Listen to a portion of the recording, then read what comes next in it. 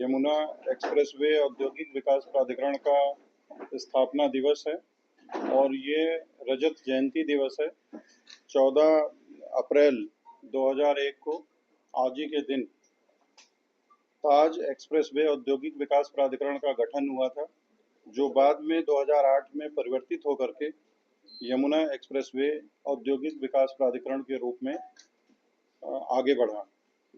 अगर आप देखें तो इस औद्योगिक विकास प्राधिकरण की स्थापना, जो कि ताज औद्योगिक विकास प्राधिकरण था, उसका मुख्य उद्देश्य जो एनसीआर का जो ग्रेटर नोएडा को आगरा से मुख्य रीजन जोड़ना था, जिसके माध्यम से जो हमारा पश्चिमी उत्तर प्रदेश का संपूर्ण क्षेत्र है, आगरा, मथुरा, अलीगढ़ और ये सारे डिस्ट्रिक्ट जो है, हाथरस, ये सभी दिल्ली से कैसे सुगम यातायात के माध्यम से कनेक्ट हों, ये जो है ये इसका पहला उद्देश्य था।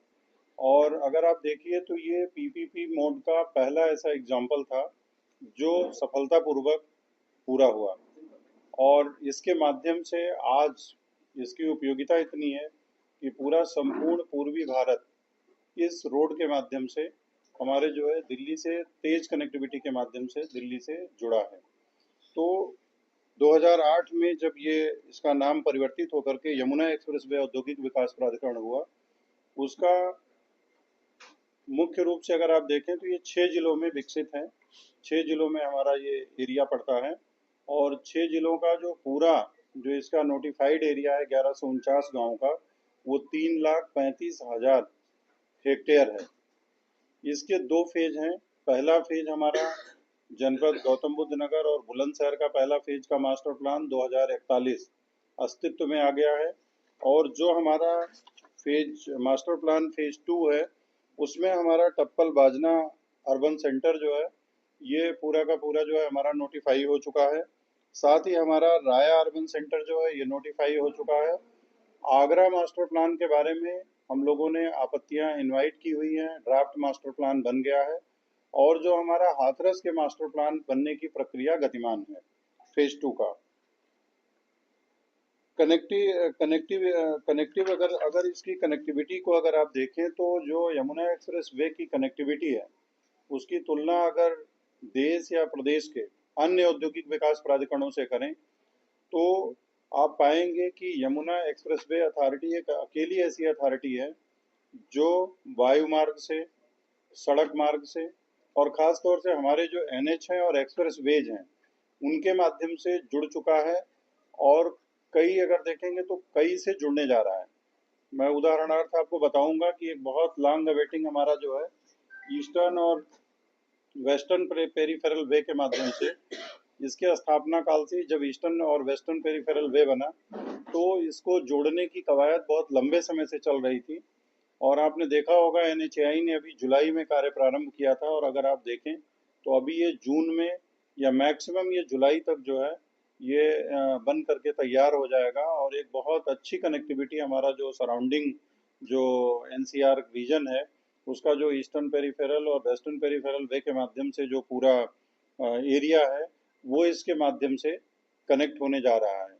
इसमें जो मुख्य रूप से इसमें माननीय मुख्यमंत्री आदरणीय श्री योगी आदित्यनाथ जी ने एनएचएआई को विशेष निर्देश दिया था कि इसको बहुत तेजी के साथ हमें इस प्रकार से बनाना है कि ताकि जब हमारा एयरपोर्ट का उद्घाटन हो तो उस समय ये बन करके तैयार हो जाए। तो उसी के परिप्रेक्ष्य में ये बन करके लगभग अब तैयार होने के कगार पे और तैयार जून में एनएचएआई ने जो टारगेट लिया है वो लिया है कि जून में इसको कंप्लीट कर देंगे। फिर भी अगर ज़्यादा से ज़्यादा डिले होगा 10-15 दिन का होगा क्योंकि मौके पे कार्य चल रहा है, बहुत तेज़ी के साथ कार्य चल रहा है। दूसरा हमारा आपने देखा होगा कि एयरपोर्ट की सीधी connectivity Delhi Mumbai expressway के माध्यम से करने के लिए आपने देखा होगा कि जो उत्तर प्रदेश का हिस्सा है वो बन करके तैयार हो गया, हरियाणा में भी काम चल रहा है और जल्दी ही एयरपोर्ट की connectivity Delhi Mumbai expressway के माध्यम से भी हो जाएगी। तीसरा जो हमारा है जेवर लिंक एक्सप्रेस वे के माध्यम से गंगा एक्सप्रेस वे से भी और साथ ही जो जेवर लिंक एक्सप्रेस वे बनेगा उससे जो हमारा जो गाजियाबाद कानपुर जो एनएच है उसके माध्यम से भी इसकी कनेक्टिविटी हो जाएगी और साथ ही जो हमारा NH-24 से जो कनेक्टिंग रोड आ रही थी जो सिरसा तक आई हुई है जिसमें 7 किलोमीटर ग्रेटर नोएडा को बनाना है, और उसके बाद करीब 20 किलोमीटर हम लोग बनाएंगे, और उसके माध्यम से आप पाएंगे कि पूरी की पूरी जो है, जो ग्रेटर नोएडा अथॉरिटी है, वो सीधे डायरेक्टली एयरपोर्ट से कनेक्ट हो जाएगी, और खासतौर से जो एयरपोर्ट का कार्गो हिस्सा है वो पूरा का पूरा जो है एक डेडिकेटेड रोड 130 मीटर की बन जाएगी, जो तेजी के साथ उस पर हम लोग जो है प्लानिंग करके काम कर रहे हैं, और इसके माध्यम से भी अच्छी कनेक्टिविटी हो जाएगी। साथ ही जो प्रपोज्ड कनेक्टिविटी, जो रेल कनेक्टिविटी की बात हो रही है, उसमें आरआरटीएस से जोड़े जाने के लिए डीपीआर तैयार हो गई है, और वो उत्तर प्रदेश सरकार ने उस पर अपनी सहमति भी दे दी है।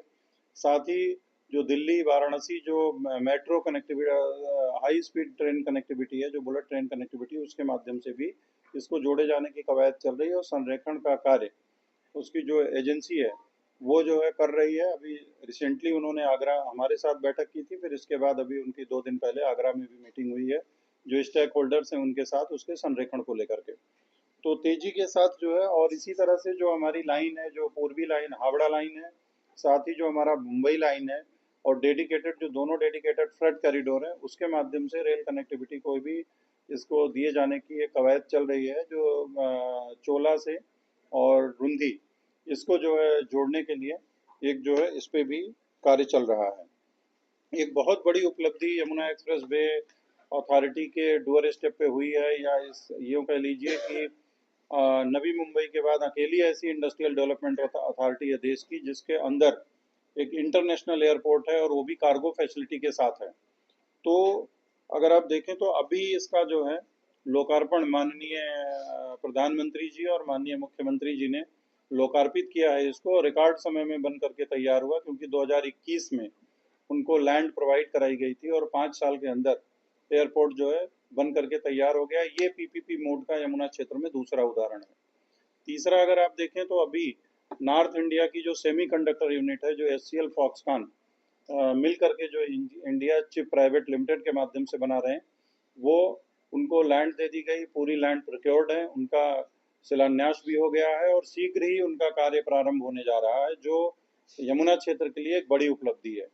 इसी तरह से अभी जो औद्योगिक भूखंडों के अगर आप आवंटन की बात करें, तो अभी तक यमुना अथॉरिटी ने 3,116 औद्योगिक भूखंड आवंटित किए हैं। उसमें से जो हमारा लीज प्लान है, वो अब केवल 387 लीज प्लान बचे हैं, बाकी सारे लीज प्लान बन करके आ गए, और उसमें लगभग जो है 2600 के ऊपर हम लोगों ने लीज डीड एग्जीक्यूट करा दी है। और आपको ये जान करके खुशी होगी कि पिछले 1 वर्ष में हम लोगों ने लगभग 800 के ऊपर लीज डीड एग्जीक्यूट कराई, और 795 लोगों को उनको आवंटित भूमि पर कब्जा दिलाया।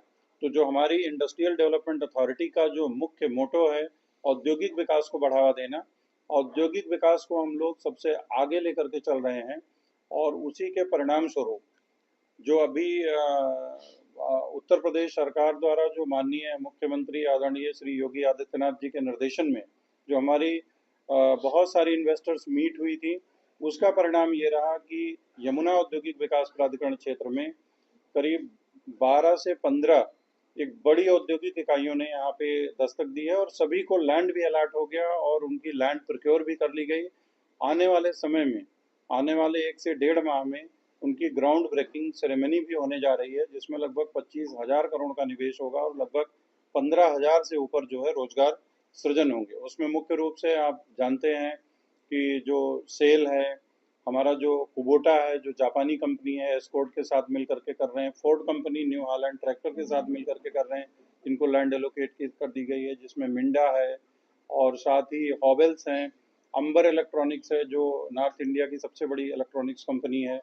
इसी तरह से जो एसेंट के हैं, ऐसे करके करीब जो है 12 से 15 यूनिट्स ऐसी हैं, जो बहुत जल्दी 1 डेढ़ महीने के अंदर इनको अभी हम लोगों ने एक पिछले वित्तीय वर्ष में मार्च के महीने में हम लोगों ने लैंड आवंटित की है, और यमुना इंडस्ट्रियल डेवलपमेंट अथॉरिटी के जो इंफ्रास्ट्रक्चर डेवलपमेंट है, उसको भी लेकर के हम लोगों ने तेजी के साथ ईपीसी मोड पे उसका जो है, जो मास्टर प्लान रोड्स हैं, जो सेक्टर्स का डेवलपमेंट है, उसको लेकर के तेजी से हम लोग आगे बढ़ रहे हैं। जो हमारी आवासीय योजनाएं हैं, आवासीय योजनाओं में अगर आप देखें तो जो हमारी सबसे बड़ी स्कीम थी 2009 की, वो 21,000 प्लाटों की थी।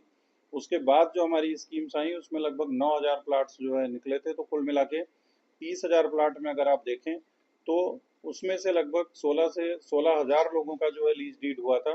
रेस्ट 14,000 बचे हुए थे, लेकिन हम लोगों ने पॉकेट वाइज रणनीति बना करके लगभग इंडस्ट्रियल उसमें जो हमारा जो रेजिडेंशियल जो एरिया था उसमें लगभग 36 पॉकेट्स हैं। उन एक एक पॉकेट्स को निकाल करके कहाँ पे दिक्कत है क्या है उसको हम लोगों ने तेजी के साथ आगे बढ़ाया। परिणाम स्वरूप करीब 2,500 लोगों की लीज डीड एक साल के अंदर जो है एग्जीक्यूट हुई है इंडस्ट्रियल एरिया में। साथ ही हम लोग इसी के माध्यम से जो हमारी टाउनशिप स्कीम्स जो नहीं चल पा रही थी या जो हमारी ग्रुप हाउसिंग स्कीम्स थी पुरानी, उनको लेकर के भी अमिताभ कांत समिति के माध्यम से उत्तर प्रदेश सरकार ने एक दिसंबर में जियो जारी किया था। उसके माध्यम से भी हमारी कई स्कीम्स गतिमान हुई हैं। तो अगर आप देखें तो आपने देखा होगा कि चूंकि इधर जो है वो काफ़ी तेज़ी के साथ अब हमारा जब एयरपोर्ट का शुभारंभ हुआ है इसके बाद बहुत तेज़ी के साथ इकोनॉमिक एक्टिविटीज इस क्षेत्र में बढ़ रही हैं और जो इस क्षेत्र के निवेश और रोजगार की दृष्टि से बहुत ही महत्वपूर्ण है। औद्योगिक क्षेत्रों में अगर आप देखें तो हम लोग मेडिकल डिवाइस पार्क बना रहे हैं। केवल भारतवर्ष में 3 मेडिकल डिवाइस पार्क सैंक्शन हुए हैं और उसमें अगर आप देखिए तो जो हमारा मेडिकल डिवाइस पार्क है जो कि 5 सेगमेंट टारगेट को लेकर के चल रहा है, उसमें जो है बहुत तेज़ी के साथ विकसित हो रहा है। केवल 2 जो हमारी कॉमन साइंटिफिक फैसिलिटीज़ हैं उनको छोड़ करके हम लोगों ने सारी कॉमन साइंटिफिक जो फैसिलिटीज़ थी उनको मौके पे धरातल पर ले आए हैं और वो बन करके तैयार हो गई हैं। साथ ही जिन यूनिट्स को प्लाट अलाट हुए थे वो तेज़ी के साथ वहाँ पे जो है काम कर रहे हैं। अगर आप लोग जा कर के देखेंगे वहाँ पे तो आपको निश्चित रूप से मेडिकल डिवाइस पार्क में अच्छी प्रगति मिलेगी। इसी तरह से हमारी एमएसएमई पार्क में 453 प्लाट आवंटित हुए थे। उसमें बहुत कम डेवलपमेंट था, लेकिन आज वहाँ पे तेज़ी के साथ जो है लोग फैक्ट्रियाँ अपनी जो है बना रहे हैं। इसी तरह से हमारा इलेक्ट्रॉनिक मैन्युफैक्चरिंग क्लस्टर है, सेमी कंडक्टर पार्क है। जो सेमी कंडक्टर पार्क में अगर आपने देखा होगा जो हमारा ईएमसी वन है, ईएमसी वन में वीवो कंपनी हमारे यहाँ फंक्शनल है और उसमें लगभग 8 से 11,000 लोगों को जो है रोजगार मिल रहा है। इसी तरह से सेमी कंडक्टर पार्क का हमने आपको पहले ही उल्लेख कर दिया। इंटरनेशनल फिल्म सिटी, जिसका हम लोग अगले 1 से 1.5 महीने में इसका भी शिलान्यास की तैयारी की जा रही है और ये 230 एकड़ क्षेत्रफल में जो है ये है। 230 एकड़ क्षेत्रफल इसके लिए एलोकेट किया गया है और इसमें 153 हेक्टेयर पर कोर एक्टिविटी होगी और साथ ही रेस्ट पे जो है इनकी कमर्शियल एक्टिविटीज होंगी। इसी तरह से फिनटेक पार्क एक अच्छी जो है योजना है जिसमें अभी हम लोगों ने ईओआई फ्लोट किया हुआ है और वो गवर्नमेंट ऑफ यूपी की जो ई टेंडर प्रोक्योरमेंट साइट है उस पर अवेलेबल है। जैसे ही हमें ईओआई प्राप्त होते हैं, अभी 29 मई ही उसकी लास्ट डेट है, वैसे ही हम आगे इसमें प्रोसीड करेंगे। इसी तरह से जो हमारा जो अन्य विकास के कार्य हैं वो तेजी के साथ, चाहे वो बिजली के सब स्टेशंस हों या पेयजल सुविधा के लिए अभी हमने सिंचाई विभाग से भी कोऑर्डिनेशन किया है जिसमें हम उनको ये कह रहे हैं कि जो आपका हमारे यहाँ गंगा जल की जो डिस्ट्रीब्यूटरीज हैं जिनके माध्यम से ये एरिया सिंचित होता था, क्योंकि अब आपका 1 लाख एकड़ एरिया कम हो गया है आपके इन कैचमेंट एरिया में, तो उसके लिए जो पानी आप यूज करते थे वो हमें अगर दे दें तो वो और प्लस ग्राउंड वाटर मिला करके यमुना क्षेत्र में पानी की सफिशिएंट सप्लाई जो है सुनिश्चित कराई जाएगी और इसके लिए एक कार्य योजना बनाने के प्रश्न पर तेजी से विचार चल रहा है। इसी तरह से हम लोगों ने अपने क्षेत्र में अभ्युदय कंपोजिट विद्यालय के लिए भी भूमि दी है। इसी तरह से अगर आप देखें तो टाटा के 233 करोड़ से सीएसआर फंड से एक बहुत बड़ा स्किल सेंटर हमारे यहाँ बन रहा है। उसके लिए हमने ज़मीन प्रोवाइड कर दी है और ये 1 साल में ही बन करके तैयार हो जाएगा। तो बहुत द्रुत गति से हम लोग आगे बढ़ रहे हैं। जो हमारे ग्रामीण क्षेत्रों में पढ़ने वाले जो प्राइमरी स्कूल्स थे उसमें भी हम लोगों ने जो है काफ़ी काम किए हैं और लगभग पुराने 30 गाँव में अच्छा उनका जो है एक जो भी उनकी विकास संबंधी आवश्यकता थी हम लोगों ने पूरा किया। और मैं बताना चाहूँगा कि माननीय मुख्यमंत्री जी के निर्देश रहते हैं कि किसानों से सीधे संवाद स्थापित किया जाए। परिणाम स्वरूप हम लोगों ने किसानों से सीधे संवाद स्थापित किया और किसानों से समन्वय बना करके अभी जो है पिछले 6 महीने के अंदर किसानों ने हम लोगों को इस क्षेत्र के विकास के लिए 3,000 एकड़ अतिरिक्त भूमि प्रदान की जो एयरपोर्ट के लैंड एक्विजिशन से अतिरिक्त है।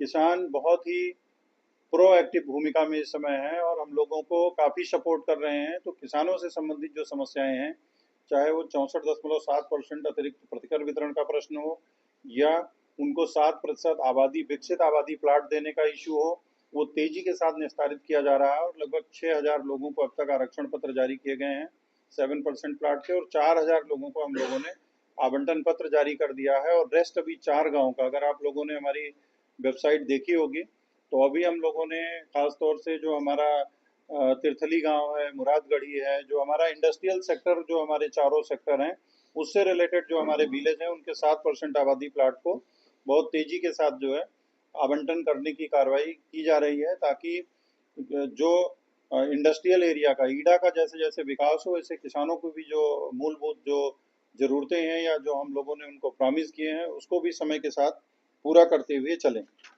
तो कुल मिलाकर के जो हमारी विकास यात्रा है, जो एक एक्सप्रेसवे बनाने से प्रारंभ हुई थी और अब एक औद्योगिक क्षेत्र बनाने में परिवर्तित हुई है, और एक बहुत बड़ा क्षेत्र जो है इसमें हम लोगों का है, वो इस पे तेजी के साथ जो है वो माननीय मुख्यमंत्री जी के मार्गदर्शन में और माननीय प्रधानमंत्री जी की प्रेरणा से उस पे तेजी के साथ काम हो रहा है। और आने वाले दिनों में ईडा जो है अपने प्रदेश की नहीं बल्कि विश्व स्तरीय एक सबसे बड़ी औद्योगिक जो विकास प्राधिकरण है उसके रूप में अपनी छटा बिखेरेगा, ऐसा मेरा विश्वास है। मैं अभी इससे संबंधित जो प्रेस नोट है हम लोगों ने जो तैयार किया है, इसको मैं जो ईडा मीडिया ग्रुप है उस पर मैं आप लोगों के साथ शेयर भी कर दूंगा। और आप लोगों का इतनी बड़ी संख्या में यहाँ पे हमारे स्थापना दिवस में आने के लिए बहुत बहुत धन्यवाद। और मैं ईडा के स्थापना दिवस के अवसर पर आप सभी को अपनी ढेर सारी शुभकामनाएं और बधाई देता हूँ। Thank you. जय हिंद, जय भारत। हाँ, इसमें ये है कि इतनी बड़ी अपॉर्चुनिटी है और खास तौर से जो पिछले 10 वर्षों में इसमें नई इकाइयां स्थापित की हैं, आपका भी योगदान पिछले वर्ष में अच्छा खासा रहा है। और दिन का दिवस नहीं मना रहे हैं इसमें, हमारा ये रजत जयंती वर्ष है और ये पूरे वर्ष मनाया जाएगा इसको, और इसीलिए इसको एक दिन न मना करके पूरे वर्ष में हम इसकी उपलब्धियों के माध्यम से और जो करने जा रहे हैं उसके माध्यम से आम जनमानस को और आप सभी लोगों को ये बताने की कोशिश करेंगे कि पूरे साल भर में हम लोग क्या करने जा रहे हैं। जैसे इस कैलेंडर ईयर में अगर आप देखें तो एयरपोर्ट का लोकार्पण हुआ, जो कि एक बहुत बड़ी उपलब्धि थी। दूसरा, हमारा जो सेमीकंडक्टर का, जो नॉर्थ इंडिया की पहली सेमीकंडक्टर यूनिट ने जो ईडा क्षेत्र में पदार्पण किया, वो एक दूसरी बड़ी उपलब्धि थी। अब जो है इंटरनेशनल फिल्म सिटी, और साथ ही जो मैंने बताया कि 12 बड़ी औद्योगिक निवेश करने वाली इकाइयां जो है अगले 1 से 1.5 महीने में निवेश करेंगी। तो कोई एक दिवस में इसको मनाने का पर्पज नहीं है, ये पूरे वर्ष भर हम एक नित्य नवीन ऊंचाइयों पे लेके जाने की कोशिश करेंगे, जो आप लोगों के सामने होगा। सर, अभी तक आपकी 38 कंपनियां जो कंसीडर हो चुकी हैं और इस वर्ष में करीब 400 कंपनियां और कंसीडर होने की तैयारी चल रही है। तो इसमें करीब 50,000 जो एम्प्लॉयर आएंगे उनके रहने की सुविधा क्या होगी? क्योंकि देखिए उसके लिए नहीं, उसके लिए देखिए, उसके लिए जो है अभी हम लोग जो हमारी आबादी नियमावली एक थी जिसमें कि ग्रामीण क्षेत्रों में भी नक्शा पास करने का प्रावधान है, उस पे जो है अभी नोएडा अथॉरिटी ने भी उस पे जन सामान्य से आपत्तियां इनवाइट की हैं। हमारी भी जो आगामी बोर्ड मीटिंग होगी उसमें हम उसको फ्लोट करेंगे, उस पर आपत्तियां लेंगे, और हम लोग इस तरह की व्यवस्था बनाने जा रहे हैं कि हम जो है मजदूरों को डॉर्मेट्री वगैरह जो है, आपने देखा होगा कि हमारे यहाँ बहुत बड़ी बड़ी औद्योगिक इकाइयों ने लैंड ली है। 25 एकड़ से अधिक की जो इंडस्ट्रियल यूनिट्स होती हैं उनको डॉर्मेट्रीज वगैरह बनाना, वो चाहें तो बना सकते हैं लेबर के लिए।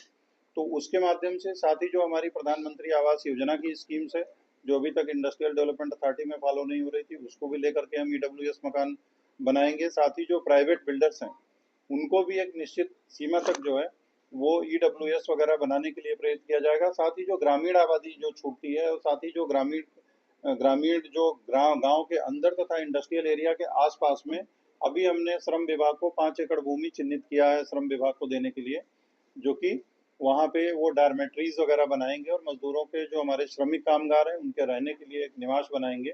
और उसमें ताकि उनको हमारा जो इंडस्ट्रियल ग्रोथ होगा उसमें सभी की सहभागिता होगी, हमारे किसान की भी सहभागिता होगी, हमारा जो श्रमिक है उसको भी दिक्कत ना हो उसको भी सहभागिता होगी, और जो निवेशक नियोक्ता हैं उनको भी कोई दिक्कत ना हो। इन तीनों बिंदुओं पर विचार करते हुए हम लोग आगे बढ़ रहे हैं।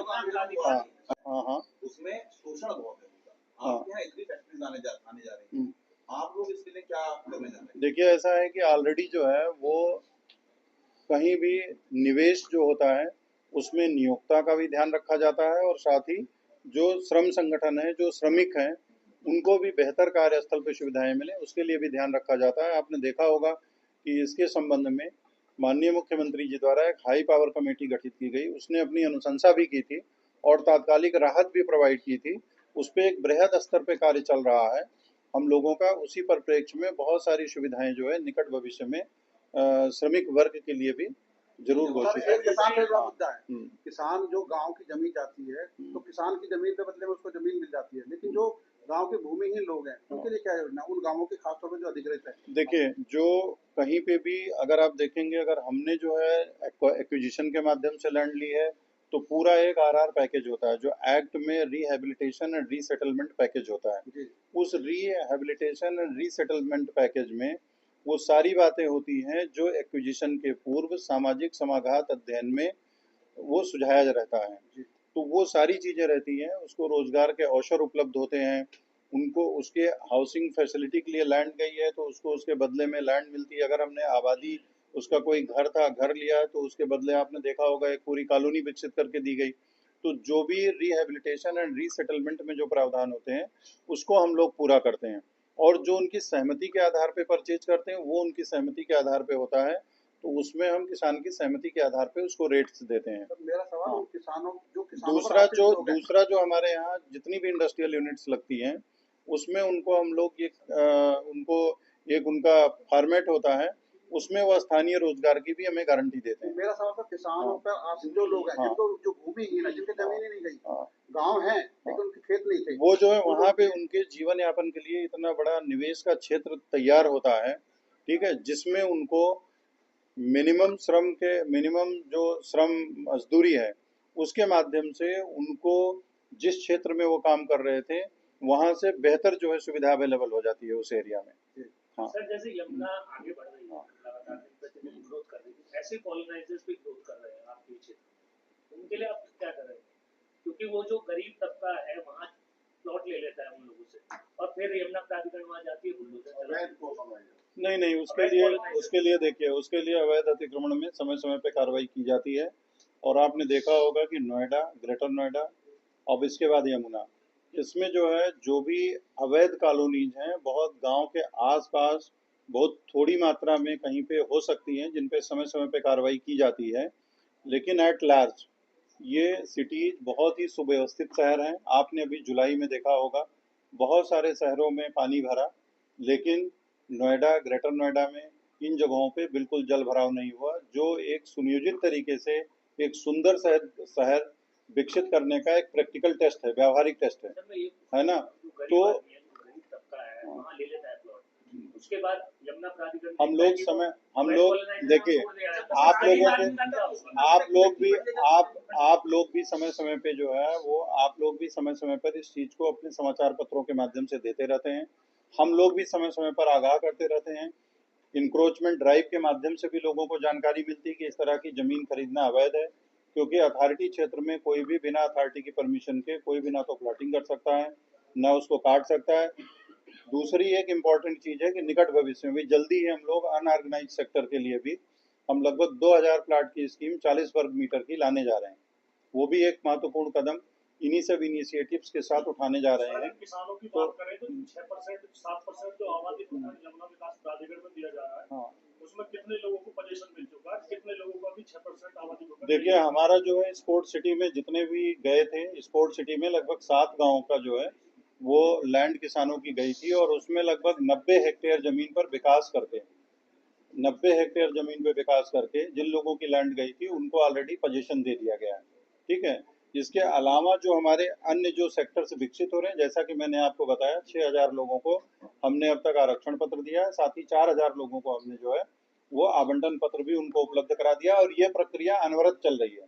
ऐसा नहीं है कि हम उसको इकट्ठा कर रहे हैं कि हम अपना काम कर लें और बाद में किसानों को दें। हम पैरेलल ये सारी चीजें दे रहे हैं। नहीं, ये पूरा सिमटने में देखिए पैरेलल प्रोसेस है। हम आज जो है जिस स्टेज पे हैं उस स्टेज पे धीरे धीरे आ रहे हैं, फिर इसके बाद हम रेस्ट और भी लैंड एक्वायर कर रहे हैं। तो ये सतत प्रक्रिया है। ये जब पूरा फेज 1 डेवलप हो जाएगा, पूरा फेज 1 डेवलप होने तक ये पूरी तरह से जो है वो आवंटित हो जाएगा, ठीक है। हाँ। देखिए, ऐसी कोई डेडलाइन इसलिए नहीं कि हम जब हमारा मास्टर प्लान ही 2041 तक है, तो हम जिन क्षेत्रों में विकास कर रहे हैं उन क्षेत्रों में हम हाथ साथ के साथ जो है आबादी प्लाट का भी रिजर्वेशन कर रहे हैं और उनको आवंटित कर रहे हैं। तो उसी तरह से जैसे जैसे हमारा डेवलपमेंट होगा तो वो उनको भी प्लाट देने का एक सतत प्रोसेस है और उसी के तहत हम इसको दे रहे हैं। आपने देखा होगा अभी 1.5 साल पहले ही माननीय मुख्यमंत्री जी ने कितने परसेंट बढ़ाया था, और आई थिंक ये नोएडा, ग्रेटर नोएडा और यमुना के इतिहास में ये पहला ऐसा एग्जाम्पल होगा जिसमें 35% मुआवजा बढ़ा था। 3200 से सीधे 4300 हुआ था। तो वो चूंकि माननीय मुख्यमंत्री जी का ये विशेष रूप से जोर रहता है कि विकास की धारा में कोई भी वर्ग पीछे ना रहे, सब वर्ग को फायदा मिलना चाहिए, लिहाजा उन्होंने 35% एक साथ जो है मुआवजा बढ़ाया था, 4300 किया था अभी 1.5 साल पहले। इतना जब से अथॉरिटी की स्थापना हुई, किसी भी अथॉरिटी की जब से स्थापना हुई, अगर आप देखें तो इतना मुआवजा कभी एक साथ नहीं बढ़ा। तो किसान खुश हैं और उसका परिणाम है कि अभी 6 महीने के अंदर किसानों ने 3000 एकड़ भूमि उपलब्ध कराई। अगर वो संतुष्ट नहीं होते तो इतनी भूमि मिलना मुश्किल था। हाँ हाँ, यातायात सुविधा की बड़ी प्रॉब्लम है। वो उसके देखिए, यातायात सुविधा हमेशा इनहेबिटेंस के पैरेलल चलती है।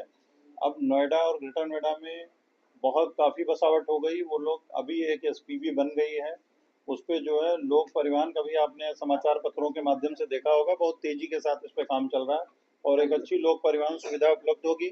मेट्रो उपलब्ध ही है, आप जानते हैं कि मेट्रो उपलब्ध है, और ऐसे ऐसे गांव में मेट्रो स्टेशन है हम पूरब के जिलों में कल्पना नहीं कर सकते हैं।